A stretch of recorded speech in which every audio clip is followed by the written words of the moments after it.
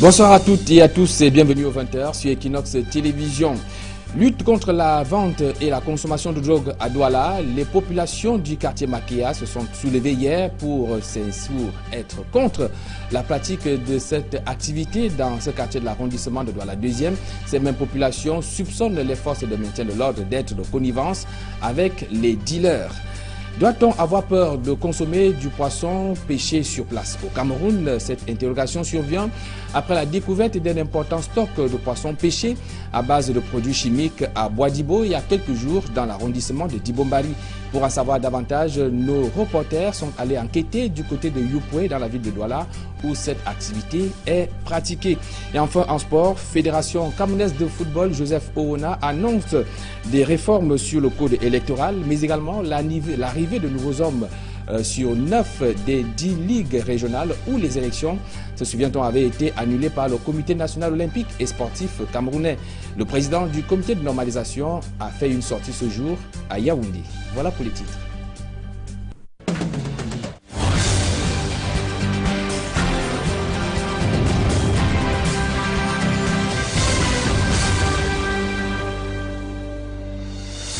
Insécurité dans la ville de Douala en ouverture de ce journal pour dire que le quartier Makéa était en ébullition hier soir et pour cause les populations se sont soulevées contre l'expansion et le phénomène de la vente de drogue dans ce quartier de l'arrondissement de Douala 2e. Tout serait parti de l'interpellation d'un jeune de ce quartier qui s'opposait au deal de la drogue. Une décision peu compréhensible pour les populations qui ont par la suite pris les forces de maintien de l'ordre à partie.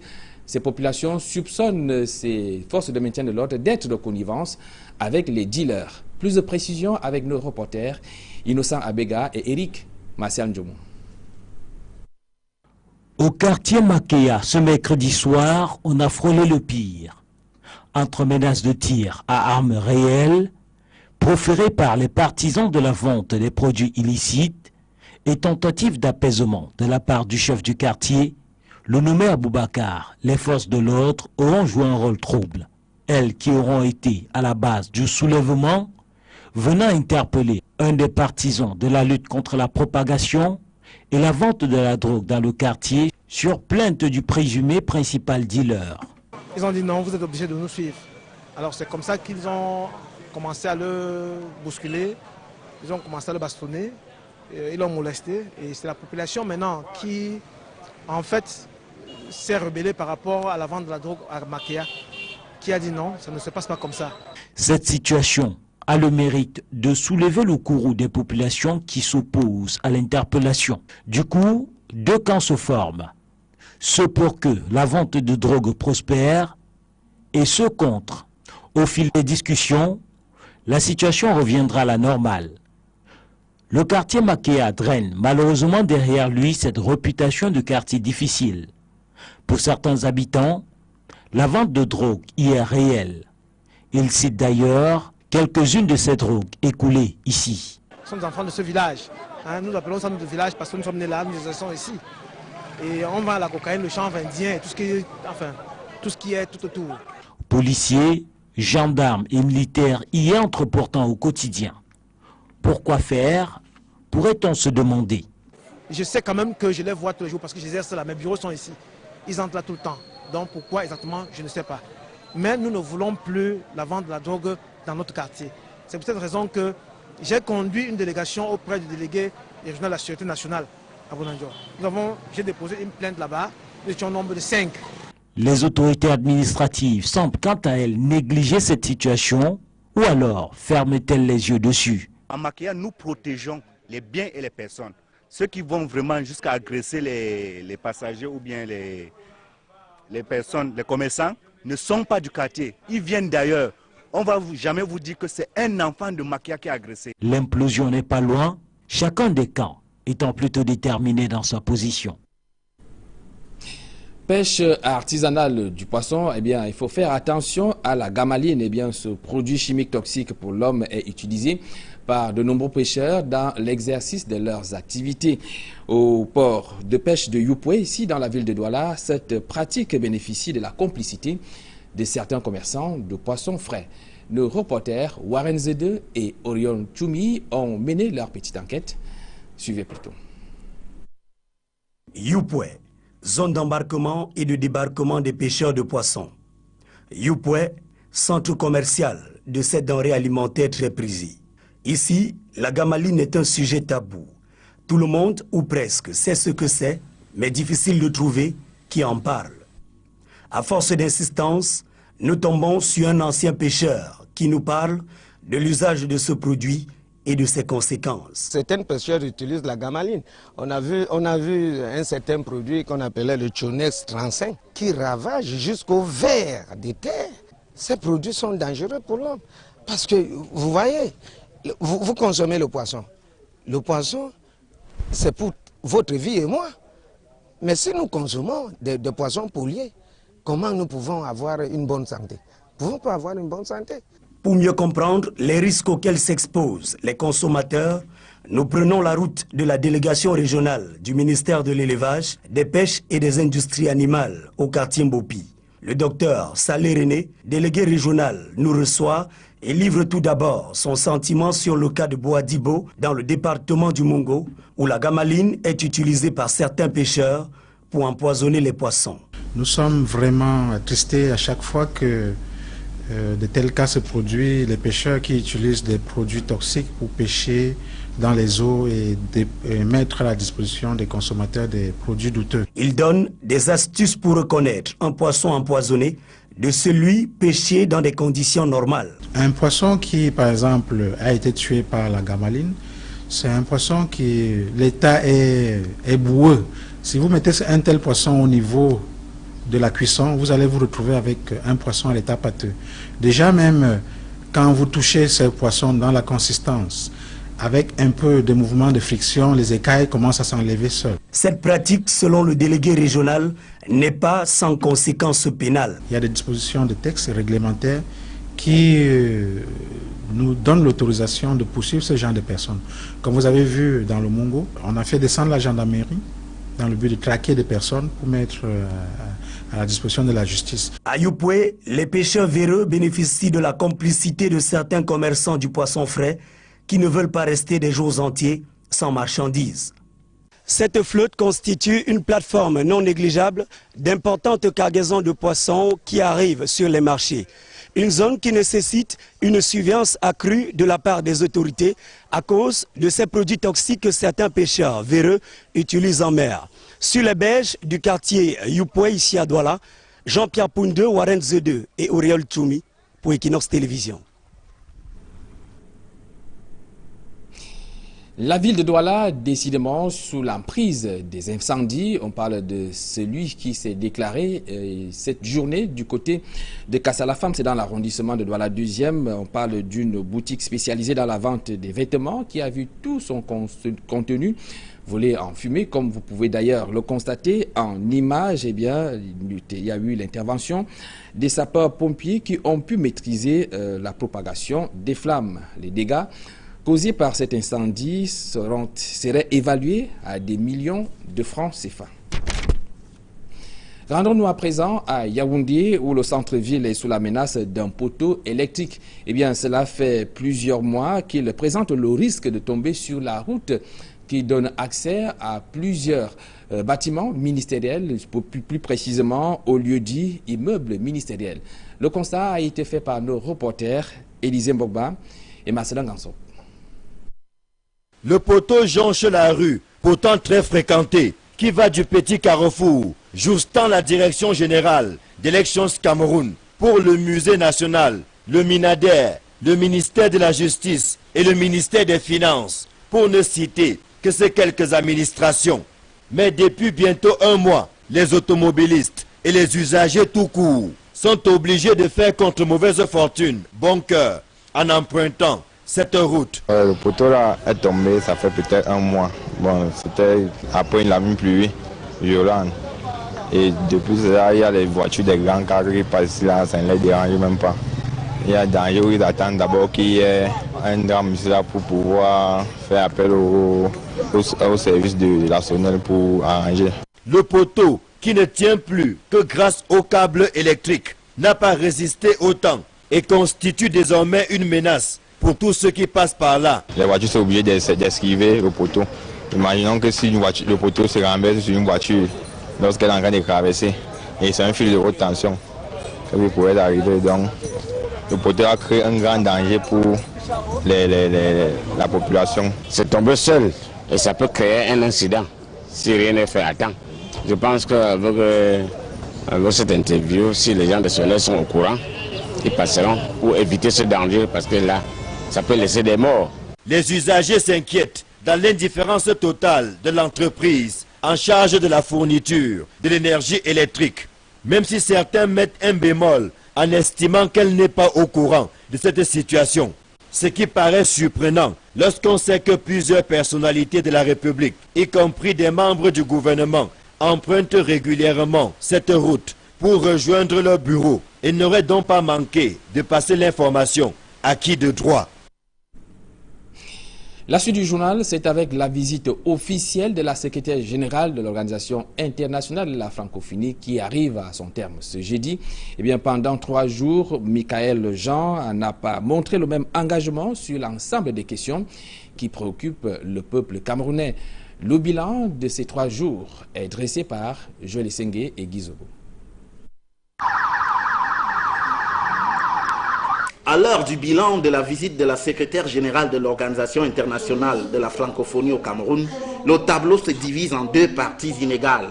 Il y a d'abord la Michaël Jean engagée, saignante et offensive, qui n'a pas hésité à mettre le doigt là où ça peut faire mal.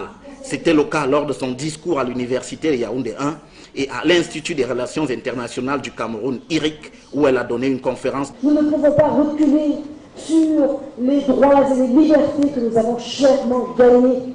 Cela est impossible, nous ne laisserons pas faire. Il faut en finir ici avec cette perception d'une Afrique vouée fatalement au sous-développement. Seulement, ces sorties n'avaient aucune prise sur les réalités locales du pays. Et c'est là qu'on n'a pas retrouvé la Michaël Jean pugnace, audacieuse, entière, qu'on se serait attendu à voir. À l'université de Yaoundé 1, par exemple, au milieu de son discours, elle a osé un raccourci sur la démocratie en Afrique, estimant qu'on ne peut pas trop exiger de ce continent quand il a parfois fallu des siècles à l'Occident pour asseoir la démocratie. À Elekam, elle n'a rien trouvé à redire sur le processus électoral au Cameroun. À l'évidence, Michaël Jean n'a pas montré le visage volontaire qu'on lui connaît. La diplomatie, entendue au sens de l'art de ne guère embarrasser ses hôtes, est passée par là. Cela a tout l'air d'un retour d'ascenseur à Yaoundé après le scrutin houleux qu'on a vu à Dakar. Le code de la famille n'est toujours pas disponible au Cameroun. Le document annoncé par le ministère de la Promotion de la Femme et de la Famille reste bloqué dans les tiroirs. C'est du moins ce qui ressort de la conférence annuelle des responsables de ces ministères tenus du côté de Yaoundé. Le compte rendu d'Emmanuel Diop et Axel. Annoncé depuis belle lurette, le code de la famille au Cameroun a du mal à sortir des tiroirs. Le code de la famille, il est en cours. Nous attendons toujours. Quand il sera prêt, vous l'aurez. Il est dans de bonnes mains. Je crois qu'il est en cours de finalisation. Nous ne pouvons pas dire plus. Ça ne relève plus de nous. Si la conférence annuelle des services centraux et déconcentrés du ministère de la Promotion de la Femme et de la Famille, ouverte à Yaoundé, n'a rien dit sur le très attendu code de la famille au Cameroun, elle a cependant identifié l'ignorance des cadres du MINPROF comme étant un frein à l'atteinte des objectifs assignés à ce département ministériel. Nous avons donc trouvé qu'il était mieux que les responsables tant des services centraux que déconcentrés maîtrisent les programmes afin de mieux mettre en œuvre la feuille de route. Et pour la mettre en œuvre, nous avons besoin de maîtriser les outils statistiques, par exemple, de la politique nationale genre, que les responsables des services centraux et déconcentrés comprennent qu'est-ce qu'on attend, qu'est-ce qu'on entend par la politique nationale genre. Dans ces conditions, comment ne pas comprendre qu'il soit difficile pour le ministère de la Promotion de la Femme et de la Famille de remplir ses missions que sont la promotion de la femme et du genre, le développement de la famille et la protection des droits de l'enfant, entre autres. En économie, signalons que 80% d'entreprises camerounaises meurent avant de célébrer leur deuxième anniversaire. Eh bien, cette mort précoce de ces entreprises est due au manque de financement. Les banques exigent des garanties avant tout décaissement des fonds. Eh bien, ces révélations ont été faites ce jour à Yaoundé, à Douala, par des jeunes chefs d'entreprises et entrepreneurs qui étaient en conclave. Le compte rendu de Jean Junipek et Flavien Valondongo. La difficulté à pouvoir bénéficier du financement pour la création d'une entreprise constitue un véritable obstacle pour les jeunes entrepreneurs camerounais. Malgré leur expérience, les banques peinent à leur faire confiance. La majorité des banques ici sont à titre commercial. Donc ils veulent d'abord, ils demandent des garanties telles que les titres fonciers. C'est surtout ça même qu'ils demandent. Parce qu'ils veulent se rassurer qu'ils peuvent te donner de l'argent après, demain ils ne te voient pas. Le premier emploi est souvent difficile. Donc un jeune entrepreneur qui a mis son pied sur l'entreprise, qui a des qualifications bien techniques, bien précises, a le problème d'accéder au premier contrat. Et s'il n'accède pas à ce contrat, l'entreprise est appelée à mourir. On comprend pourquoi 80% des entreprises meurent avant leurs 2 premières années. La garantie reste le seul aspect exigé par les banques. Et pour la jeunesse, c'est le plus difficile. Avec les banques, ce n'est pas facile. Et les banques demandent aussi beaucoup de cash. Il faut faire des économies avant d'acheter un terrain. Pour avoir un titre foncier, même on connaît, ce n'est pas facile. La GECAM, l'association des jeunes chefs d'entreprise et entrepreneurs du Cameroun, l'a vite compris en mettant sur pied une plateforme pour contourner toutes ces difficultés. Nous avons un ensemble de chapelets de solutions. Nous allons parler du fonds d'initiative et de solidarité entrepreneuriale, qui est un fonds qui permet de cautionner les jeunes entrepreneurs, ceux-là qui ont de la qualité, qui ont des compétences, qui ont la volonté, qui ont le sérieux. Ça permet de contourner les problèmes tels que les garanties, les cautionnements et les titres fonciers qu'on exige souvent aux jeunes. Ça, c'est une solution concrète. Ce fonds a été mis par la mutualisation des efforts, mais également par l'appui des pouvoirs publics et autres partenaires. La GECAM, qui lance ses activités à Douala, entend former et accompagner des jeunes dans le processus de création d'entreprises. Plus on a des petites entreprises viables, plus on aura un capital qui est reversé à la plus grande population. Nous devons donc mettre tout pour que la jeune entreprise se porte davantage mieux. Les pouvoirs publics en ont pris la pleine mesure. Malgré les efforts des pouvoirs publics, la question de l'accès au financement pour les jeunes entrepreneurs continue de freiner les ambitions de plusieurs autres jeunes. En s'installant dans toutes les régions du pays, la GECAM se présentera comme une banque de solutions à ce problème d'investissement au Cameroun. En page magazine de ce journal, nous nous intéressons au choix des sous-vêtements. Eh bien, d'après des spécialistes, ce choix doit obéir à 3 critères, notamment le temps, la matière et la taille. Le docteur Bois, qui est gynécologue, interdit des conseils, donc le STINC, pour des raisons hygiéniques, mais également sanitaires. Comment procéder donc au choix de nos sous-vêtements? Tentative de réponse avec Alex Djomgan et Viviane Camon. Conçu pour protéger les parties intimes, le sous-vêtement est devenu un véritable accessoire de mode. Sur le marché, on retrouve une gamme largement variée. Caleçons en coton, string et boxeuses. Le coût ici varie en fonction du textile choisi, qu'il soit en polyester, soit au coton. Les femmes le choisissent en fonction de l'objectif recherché. Je préfère l'ensemble de string dans les sous-vêtements. Ça habille beaucoup des vêtements comme le moulant, les pantalons. Les boxeuses. J'aime comme la lingerie en V. Moi, je préfère le coton parce que le coton ne démange pas, c'est facile à entretenir et ça garde son éclat. Entre confort, santé et mode, la bataille est rude. Mais le string, une corde. Je suis très à l'aise quand je mets cela. Je suis très à l'aise. Non, pour moi, c'est le V. Le string, là, je trouve ça normal. Que tu as marché en roue, que tu vas encore tes fesses. Non, quand tu mets le pantalon. Quand tu mets le pantalon, on ne ressent pas. Ouais, donc tu marches en roue, on a c'est quoi ça? Ah, c'est la mode. Quelle mode? Non, on veut lever. Selon le docteur Mboua, gynécologue obstétricien, le choix du sous-vêtement doit tenir compte de 3 critères que sont la matière, la taille et le temps. Les femmes devraient normalement porter les habits qui sont faits en coton, pas en nylon. Pourquoi? Parce qu'en coton, il y a cette possibilité que le coton absorbe. Les strings c'est vraiment, à mon avis, ça doit être déconseillé. Parce que quand vous voyez comment les strings vont être, vous voyez une partie, c'est juste comme une corde qui passe entre les fesses. C'est là, vraiment, c'est pas hygiénique. Un choix mal ficelé peut s'avérer lourd de conséquences. Vous savez, la sueur, c'est une substance organique. Et étant une substance organique, ceci va favoriser, n'est-ce pas, la multiplication des microbes et qui peuvent créer vraiment les infections graves, comme les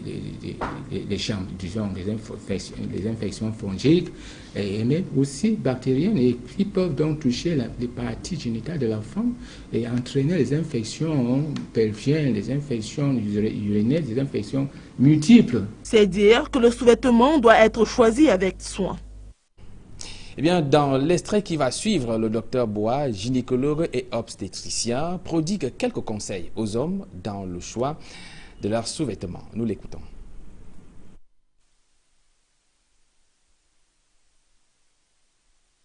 Quand un homme se met à porter les jeans, les slips en nylon, cela amène les testicules à souffrir parce que là, les testicules vont être à une température très élevée, ce qui empêche la production normale. Et les hommes devraient savoir que, en portant les habits qui serrent, qui chauffent les testicules, cela peut avoir un impact très important sur la production des spermes passés.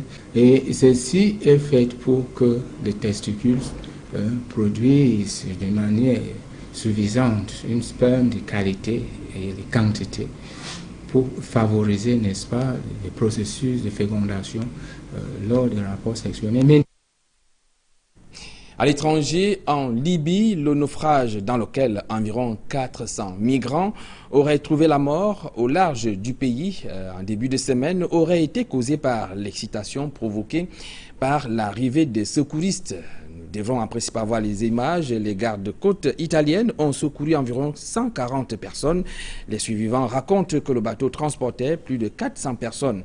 Ils font partie du nombre croissant d'immigrants qui tentent la périlleuse traversée vers l'Italie dans le but de fuir la pauvreté et le conflit en Libye. Le naufrage de lundi est l'un des plus mortels dans la Méditerranée. Il pourrait porter le nombre total des décès de cette année à 900. Ensuite, on parle de la commission électorale du Soudan qui a prolongé le scrutin d'une journée. Pendant ce temps, un autre candidat à la présidence s'est retiré de la course et les partis de l'opposition, eux, continuent d'appeler au boycott du premier tour du dit scrutin. Plus de précisions avec nos confrères de CCTV. Les Soudanais se sont rendus nombreux aux urnes lors du troisième jour de vote. Pour certains, il s'agit d'une élection cruciale pour assurer la stabilité. Nous voulons nous assurer que nous allons choisir la bonne personne pour nous guider durant cette période difficile. La commission électorale prétend que la violence continue à déranger le déroulement du scrutin mercredi. Environ 200 bureaux de vote n'ont pas pu ouvrir dans le sud du Kordofan et au Darfour en raison de problèmes de sécurité et de logistique. Et dans l'état de Djazira, les rebelles se sont emparés de plusieurs bureaux de vote. Nous avons 4 équipes qui couvrent le Darfour. J'ai fait une visite dans la région hier et aussi dans d'autres régions troubles. La commission électorale met beaucoup d'efforts, mais seulement quelques personnes ont pu voter là-bas. Nous avons conclu un accord avec les responsables pour prolonger le vote d'une journée dans ces secteurs et nous continuerons à contrôler le processus avant qu'il ne soit terminé. Le gouvernement sortant n'est pas très préoccupé par le résultat puisque la victoire semble acquise. Mais le taux de participation n'est pas sans importance. Cela donne de la crédibilité au processus qui a été boycotté par l'opposition. La commission électorale n'a pas dévoilé les chiffres exacts du nombre de Soudanais qui ont voté, mais les observateurs internationaux disent que c'est moins de 25% de la population jusqu'ici. Si on se fie à nos visites dans les bureaux de vote et avec nos conversations avec d'autres missions d'observation, je peux confirmer que la situation a été calme, mais le taux de participation est bien en deçà de la moyenne. C'est même médiocre. C'est ce qui a poussé la commission électorale à prolonger le scrutin d'une journée. Le but est de donner une chance au plus grand nombre de gens de voter et nous avions déjà des problèmes techniques dans quelques États que j'ai annoncés auparavant, comme dans l'État de Gizera. Nous avons décidé que c'était mieux de leur donner une chance de voter. En sport, Joseph Oona annonce des réformes sur le code électoral de la Fédération camerounaise de football, mais également l'arrivée de nouveaux hommes à la tête des ligues où les élections avaient été annulées par la chambre d'homologation. du Comité national olympique et sportif camerounais. Annonce faite à l'issue de la réunion du comité de normalisation qui s'est tenue ce jour à Yaoundé. Le compte rendu d'Emmanuel Diop et Aix-Cyril. Véritable rentrée de classe pour le comité de normalisation de la FECAFOOT depuis le verdict du TAS et la prorogation de son mandat par la FIFA. C'est une réunion, je crois que la seconde qui survient après les décisions du comité exécutif de la FIFA. Cette réunion a eu pour objectif essentiel la relance des activités courantes et la relance de la programmation du processus des élections à la FECAFOOT. Pour cette rentrée de classe, le comité que dirige Joseph Oona annonce des réformes après discussion avec les contestataires en ce qui concerne notamment le code électoral de la FECAFOOT. C'est des précisions, repréciser le rôle du tribunal arbitral du sport, repréciser quand la chambre de conciliation et d'arbitrage est reconnue comme compétente, repréciser les règles de mise en jeu de sa compétence. Est-ce que vous pensez que c'est un problème important? Quand on dit si quelqu'un a 2 ou 3 clubs, nous avions déjà mis la règle. Si vous avez 2 ou 3 clubs, le problème ne se pose pas simplement dans une même ligue. Le problème peut se poser par exemple en Coupe du Cameroun. Donc on a tenu à régler ces petites choses-là. Après ces réformes, un nouveau calendrier électoral sera mis sur pied. Mais de nouveaux hommes aussi seront placés à la tête des 9 ligues régionales dont les élections avaient été annulées par la Chambre de conciliation et d'arbitrage du Comité national olympique et sportif du Cameroun. Nous avons au moins 9 régions où les élections ont été annulées. Et ça a été annulé en 2009. Alors à partir de ce moment, vous voulez que moi je relance comment? C'est en nommant des comités de normalisation. Et je veux nommer ces comités de normalisation d'ici quelques heures. La réunion du comité de normalisation de la FECAFOOT a également consacré l'adoption du statut des compétitions nationales, notamment le championnat de football féminin, dont l'enveloppe, a-t-on appris, connaîtra une légère hausse. Merci, c'est la fin de cette édition d'information. Merci de votre attention. Nous espérons vous avoir assez nombreux demain lorsqu'il sera 20h. D'ici là, restez sur nos programmes qui se poursuivent. Bonsoir.